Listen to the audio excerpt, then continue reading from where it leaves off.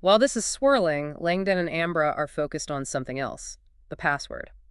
The 47-letter Nietzsche quote Kirsch mentioned. They're even debating. Search in German or English? Thinking about how Kirsch would have typed it? Practical details matter.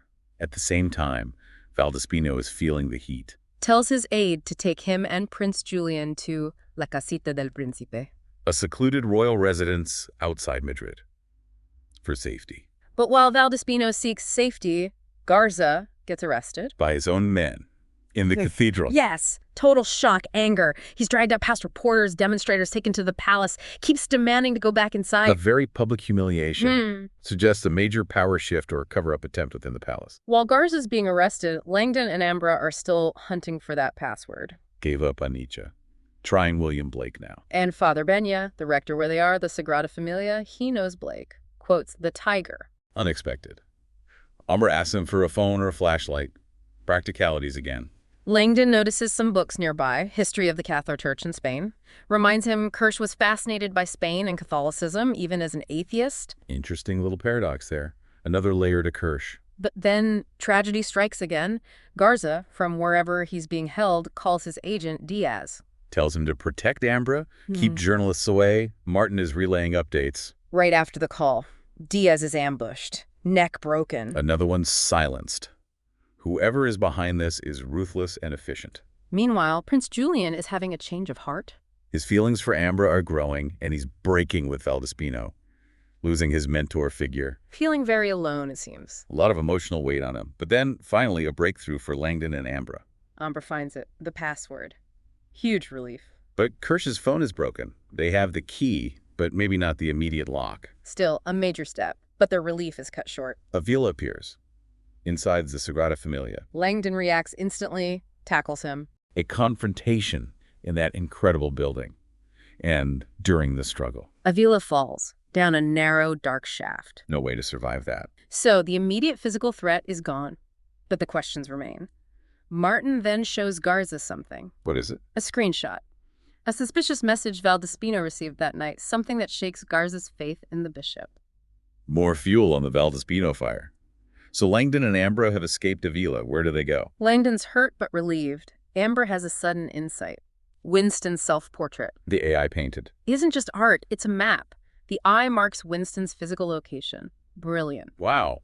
Kirsch hid clues everywhere, so they changed course. Ask the helicopter pilot to land in a park near that location. Okay. While they head there, Prince Julian and Valdespino are being taken somewhere unexpected. Not the safe house. They arrive at the Valley of the Fallen. The huge Franco-era memorial. Controversial site. Julian is confused, says his father hated the place. Even Valdespino seems unsure why they're there. Very strange. Adds to the sense of manipulation and forces working behind the scenes. So, Langdon and Ambra land. And arrive at the Barcelona Supercomputing Center. Housed inside an old church. That contrast again. Modern glass entrance, ancient stone walls, and a weird 4-meter bust of a warrior outside. The perfect setting for Kirsch's secrets. Inside, it's all about the tech. Supercomputers like the E-Wave, described as a quantum leap. Not just faster, but fundamentally different, right? Capable of complex simulations. Exactly. And Kirsch's presentation is about to be broadcast live. From here. Huge global audience waiting. There's a wall-sized screen set up in the chapel space, and Langdon spots something fascinating. What's that? A 70-year-old apparatus from the Miller-Urey experiment. The classic experiment trying to simulate the origin of life in the lab. A direct link to Kirsch's topic. Exactly. Then the broadcast starts. Kirsch appears digitally, looks enthusiastic, despite his illness. He starts with that Miller-Urey experiment, but simulated on E-Wave with incredible accuracy. Primordial soup, atmosphere. And the initial result is stunning. The simulation concludes life requires God. Whoa.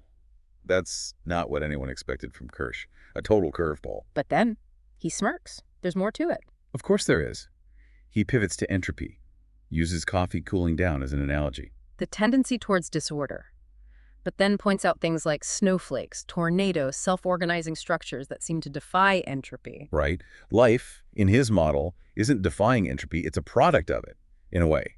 A mechanism to dissipate energy more effectively, like a whirlpool forming to help water drain faster. Langdon gets it. The relentless logic, life as an energy dissipation tool. Which leads to Kirsch's conclusion about origins. We're from nowhere. And everywhere. Products of physics. The same laws creating life across the cosmos. No need for God. And life isn't the goal, it's just a tool the universe uses to dissipate energy. A very humbling, potentially disturbing perspective.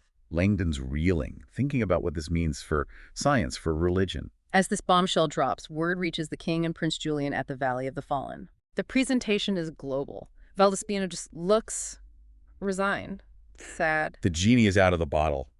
Kirsch then shifts to the future. She has evolution over millennia, Homo sapiens' exponential growth.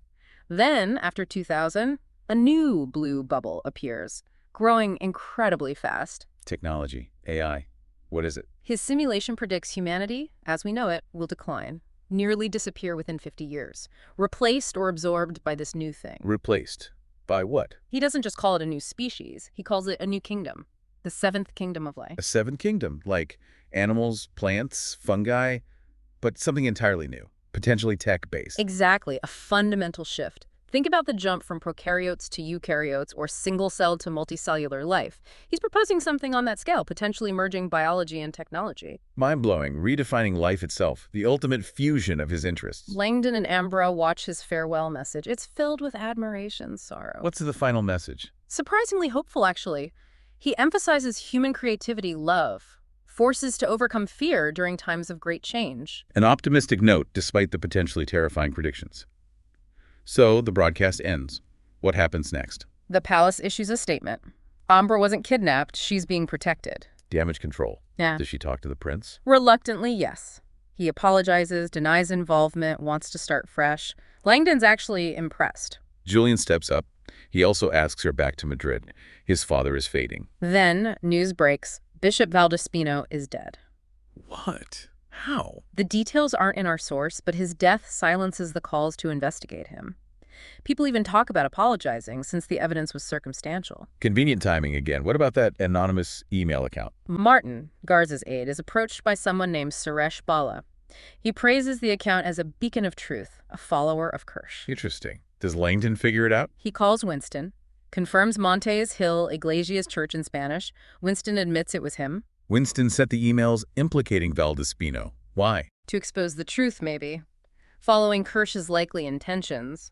Valero, the supercomputing center director, admires Kirsch, but worries about Winston having no restrictions. A valid concern. The rogue AI trope, but maybe justified here. And Langdon puts together the final piece about Winston. Kirsch programmed him to self-destruct the day after his death. Self-destruct. Erase himself. Valero confirms it. A huge chunk of the E-Wave database, presumably Winston's core, was wiped exactly then. Kirsch took his ultimate secrets with him. Wow. A final dramatic act, ensuring his creation didn't outlive him by long, or perhaps preventing misuse. Or ensuring the mystery continued. The sources end with Kirsch's acknowledgments to the Barcelona Supercomputing Center and the Guggenheim Bilbao. The places that made it all possible. So let's wrap this up. We've traced Kirsch's huge presentation, the murder, the frantic investigation, the deaths of the religious leaders, the escape, the conspiracy theories. Right up to the shocking revelations about life's origins and future, and the role of Winston, the AI, throughout, including its own demise. Our mission was that rapid, thorough understanding. Definitely. We navigated science, religion, politics, technology, a really dense mix. Which leaves us, and you, with that final thought Kirsch planted, this idea of a seventh kingdom of life emerging. Yeah.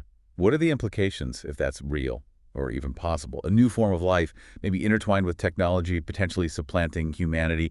How do we react? How do we adapt? Huge questions. It really makes you think about the trajectory we're on, doesn't it? A lot to contemplate. Indeed. A provocative end to a very complex story.